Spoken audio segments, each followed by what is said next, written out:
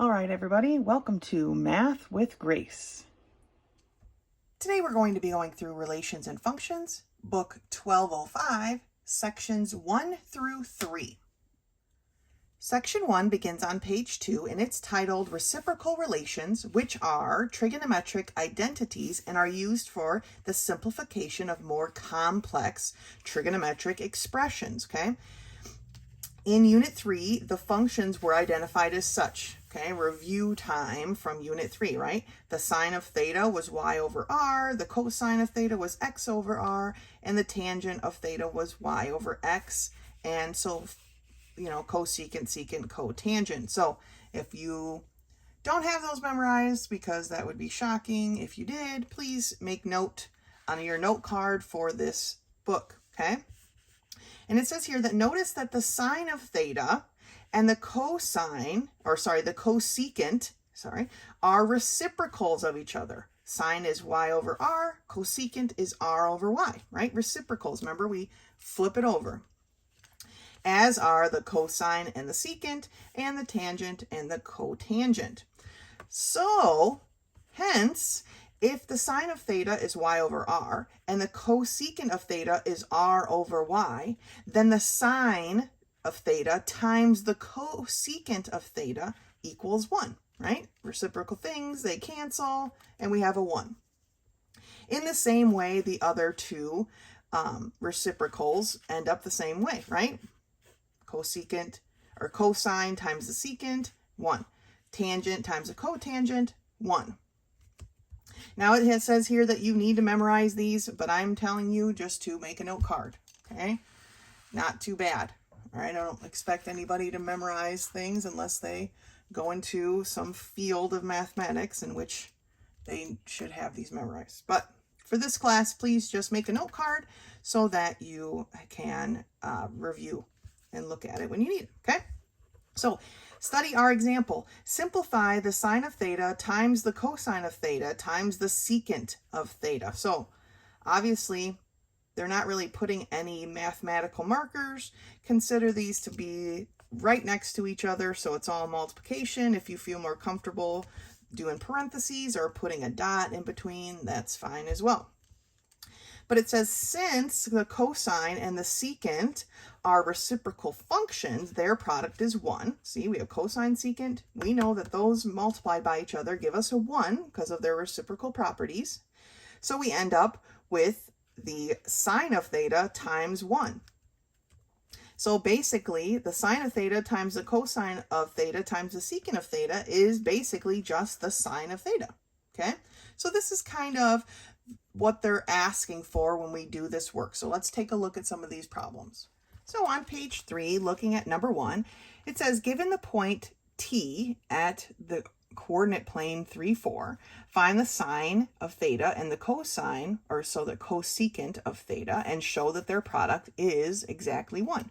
Well, if we just do a small little coordinate plane here, we see that point T is at 3, 4, so like right here, where we know that if I draw my triangle, right, I know that this was 3 and this is 4. So I can find my hypotenuse, right? It's going to be the square root of 3 squared plus 4 squared, right? Because a squared plus b squared equals c squared, Pythagorean theorem, right? Well, in this type of triangle that's got a 3 and a 4 here, we know that that's a 5. It's just, at least I know it because of my experience with these types of triangles. So the sine, remember, this is my theta, okay? The sine is opposite over the hypotenuse, right? So the sine of theta is equal to 4/5. And then the cosecant, okay, is the opposite of that. So the I don't know why I wrote that like that, not the cosine. The cosecant of theta is going to be 5/4. So 4/5 times 5/4 is equal to 1. We've just basically proven what they've already proven on this side of the page. Now for number 2, given the point T at -3, 4, find the tangent and cotangent and show that their product is a negative or is a positive 1. So I'm going to draw this one kind of small, like right over here, so I don't have a ton of room. And I'm going to -3, so this is 3, -4, so this is 4. Remember, when we're talking about distance, there isn't really a negative distance. So yes, these were on our coordinate plane, we moved a -3, but it's really just 3 points. And so this is still just a 5. And so we want the tangent. Well, over here it tells us the tangent, right, is opposite over adjacent. Here's our theta. So it's going to be 4/3. So the tangent of theta is going to be 4/3. So the cotangent of theta is going to be 3/4, right? So 4/3 times 3/4 equals 1. All right, so let's take a look at some of these more complicated ones. Let's look at number 3. Given that theta is pi/4, show that the cosine and the secant are 1 times the cosine times the secant. So pi/4 is radians, right? To get rid of radians, we take our pi/4 times 180 over pi, basically, right? These cancel. It's basically 180 divided by 4, or 45 degrees. Now, from Book 3, Lesson 8 and 9, or Book 4, 1204, page 15, okay, so 1203, Lessons 8 and 9 are useful. 1204, page 15 is useful, okay? We can see, page 15 will be helpful with this problem. But we have to know that a 45-degree angle, right, that's a 45, 45, 90. And so the basic that they use here for cosine is the same as sine, which is why I put page 15. If you look at page 15 in book 1204, you'll see that the sine of pi/4, or 45 degrees, is the square root of 2/2. Well, the cosine is the same because it's the 45, 45, 90. So the cosine and the sine are actually the same thing. Now, if the cosine of theta is the square root of 2/2, the secant, okay, this is why I said make this note, the secant of theta is the opposite of that. So the secant of theta is going to be equal to 2 over the square root of 2. So if we take the square root of 2, these are just like the first two problems we did, times 2 times 2 over the square root of 2, we get 1, right? So that's the same here for number 4, 1.4. You know, you just have to work through that. So let's take a look at another one. Looking at 1.6, they want us to simplify 1 over the cosine of theta times the secant of theta times the cotangent of theta. So if we look here, we see that we know that if we multiply the cosine of theta times the secant of theta, we're going to get 1. So this becomes 1 over 1 times the cotangent of theta. So it basically just equals the cotangent of theta. Okay, that's our final answer. Let's try another one. Simplify 1 plus tangent of theta times the cotangent of theta minus the sine of theta cosecant of theta over 2. Okay, let's just do one part at a time. This is like one term, and this is another term, and then we have got a 1, right? So we have 1 plus tangent of theta times the cotangent of theta, which we know to be 1, okay, minus the sine of theta times the cosecant of theta over 2. Well, we know the sine of theta times the cosecant of theta is 1, so 1 over 2. So we have 1 plus 1 minus 1/2. All right, well, 1 plus 1 is 2, minus 1/2 is 1.5. Okay, and that's that. So that's how they want you to work these problems through as you go down the list here. Okay, remember your relationships or your reciprocal relations, and that will help you work through these. That's lesson 1. Section 2 begins on page 5, and it's titled Pythagorean Relations. Okay, Pythagorean relations. All right. And here are some, again, things to add to our note card. That the sine squared of theta, so not theta squared, but the sine squared of theta, plus the cosine squared of theta equals 1. Tangent squared of theta plus 1 equals the secant squared of theta. And the cotangent squared of theta plus 1 equals the cosecant squared of theta. And these are for all defined values of theta. So here it's like we're going to walk through the steps of how they came to get this. So to verify each of the preceding equations, refer to the definitions of the functions, right?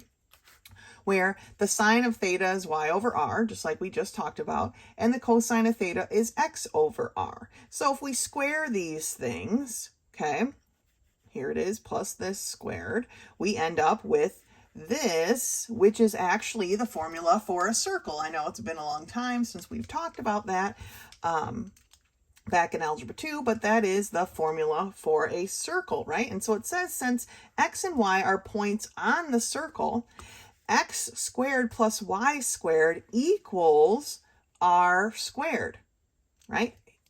To show that that's true, we would have to, if we wanted to solve for x squared plus y squared, we would need to get rid of this r squared. To do that, we would multiply both sides by r squared, right? And we would be left with x squared plus y squared equals r squared. So here's what they're doing. How they get from that to this is basically they substituted this x squared plus y squared over r squared. They substituted the numerator for this. Okay, they've taken out this. Those two things are equal. And so they just stuck the r squared at the top. So they have r squared over r squared, which of course is equal to 1. When I first read through this, I'm like, wait, how did they make this jump? But that's all they did. We know that x squared plus y squared equals r squared. So they substituted r squared into the numerator and got r squared over r squared. Okay. Now, they say you can just do this with regular numbers. So, since we verified that, if our theta is pi over 6, now, in the last lesson I mentioned a couple pages, book 1203, lesson 8, page 31, there was a chart that looked like this, right? You filled in all these different spots. This is the chart that would probably be the most helpful. Then what I did is I went across the top and I wrote the radians across the top of each of these degrees, and so it helps make it a little bit easier.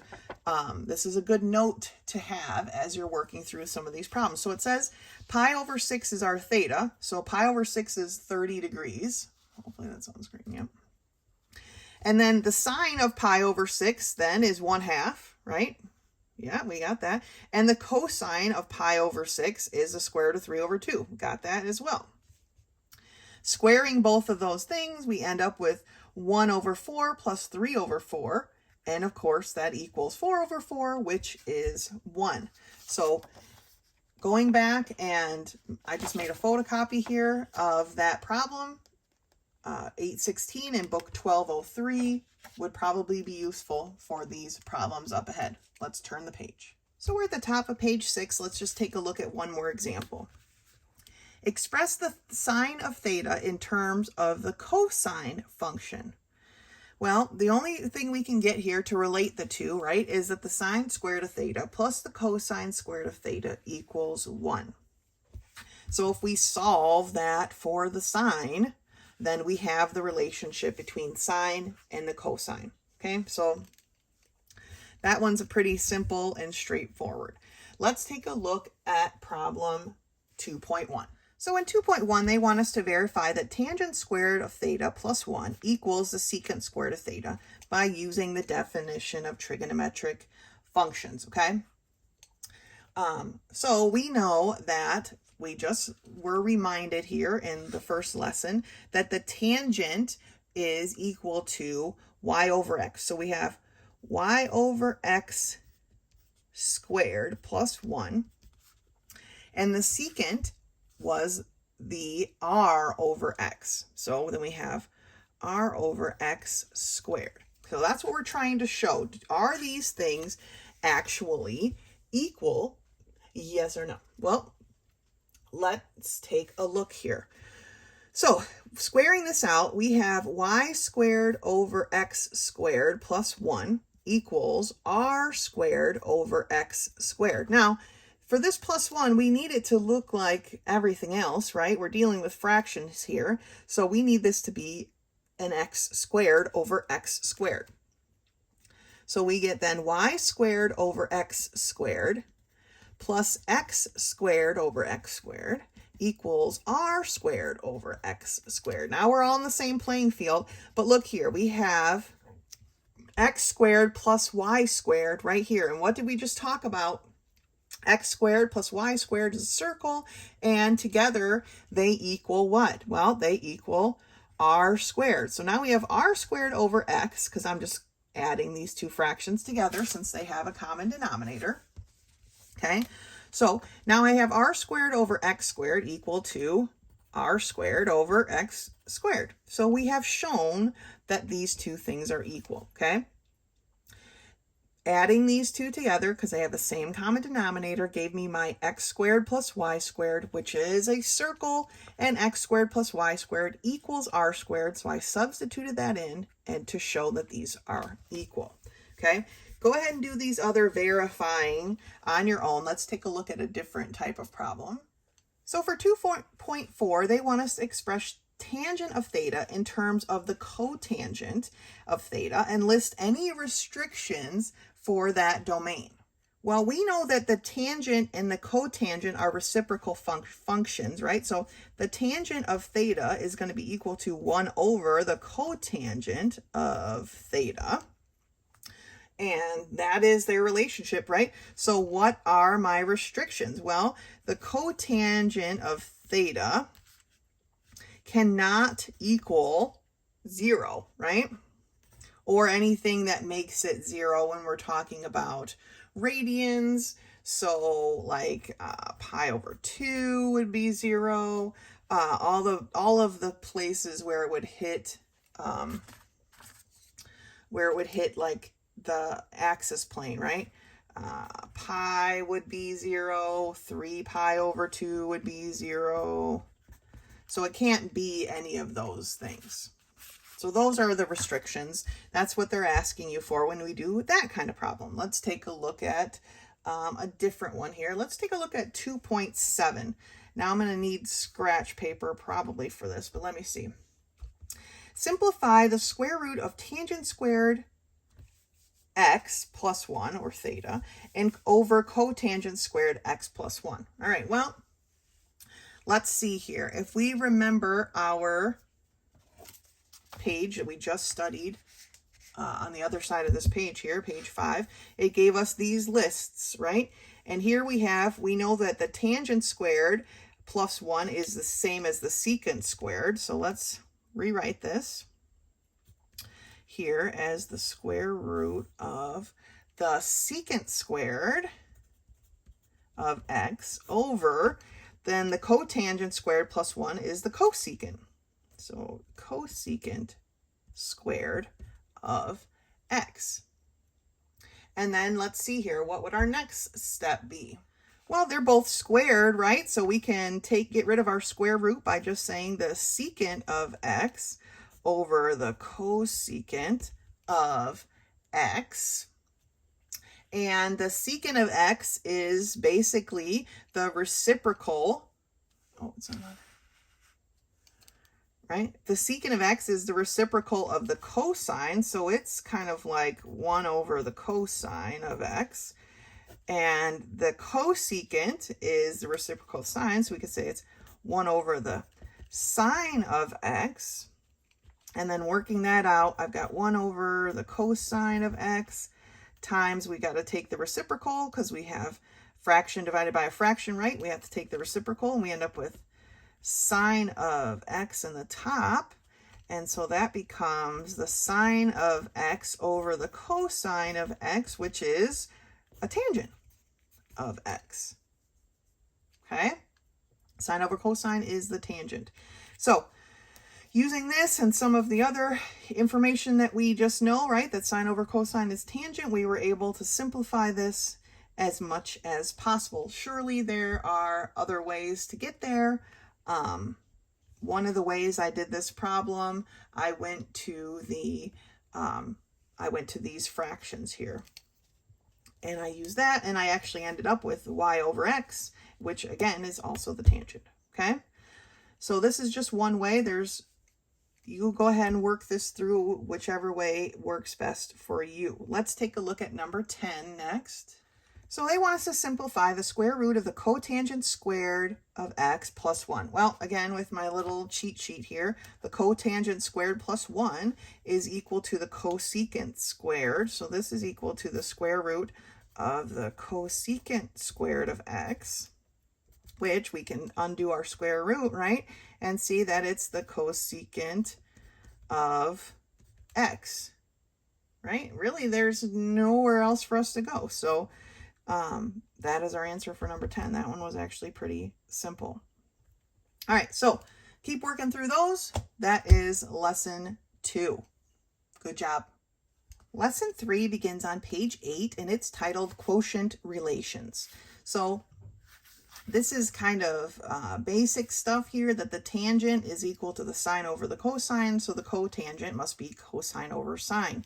And they go through how that works. I'm not going to go through how that works, but I do want to note that they have other forms here, and this can be simplified, right? If you want to solve for sine, you can. That's just simple math, right? But if they square the tangent, those two things are also squared. It says and so on, so I assume it means with cubes and whatever else. So let's take a look at page 9, this example. Simplify the expression sine of theta times the secant of theta over cosine squared of theta. So first thing they did was rewrite the expression, and they broke up this cosine squared into cosine times cosine, right?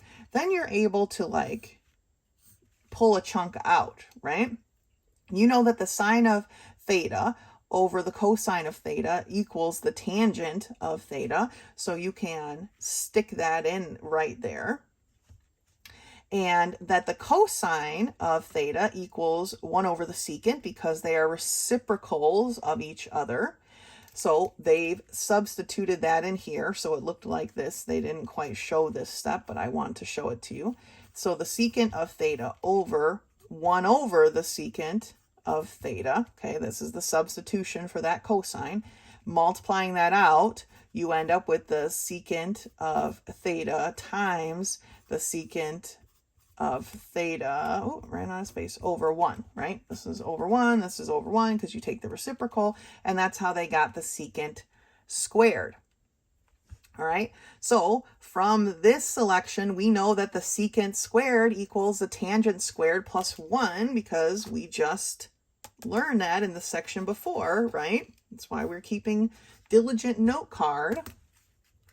So now they substituted that in here, and we end up with distributive property, tangent cubed of theta plus the tangent of theta. And it says we have changed an expression involving 3 functions to one containing only one function. Okay, so we went from this to this. Much easier to work with this because we're dealing with only tangents. Basically, we only have one variable, right? Here we had 3 variables. Here we only have 1 variable, and we're able to solve that. It's just much more simplified, all down into one thing, right? All right, let's turn the page. All right, let me grab my little note card here. I'll set it right there. And let's take a look at number 1.